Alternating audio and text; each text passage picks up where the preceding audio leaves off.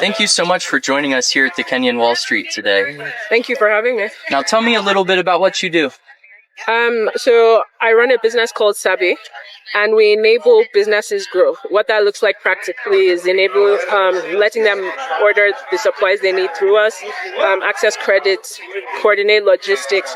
Really, we're a trust layer that lets them access whatever services they need to be able to focus on the core activities of managing their customer base.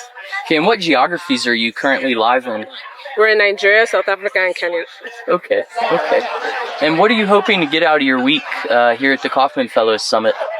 Well, there's lots of good workshops, a lot of things to learn. There's investors here, and generally meeting new people you can work with and learn from. Okay, and many of the investors who are here this week, this is their first time either in Kenya or in Africa as a total. What do you want them when they hop on their plane to go back home to have learned from this event? I think the main thing for me is basically the potential of Africa, how much it's growing, having such a young population and so on. And the other thing is the systems and everything here work the way everywhere else in the world. And what we're trying to do is just create more efficiency. So there isn't as much of a difference in doing business here as I think people think globally. And just seeing the normalization of day-to-day activities and understanding how people live and the expectations here, I think that's high value. Okay. Now I have a few personal questions for you, if you don't mind. First of which, when you were first starting your career, what did you spend your first paycheck on?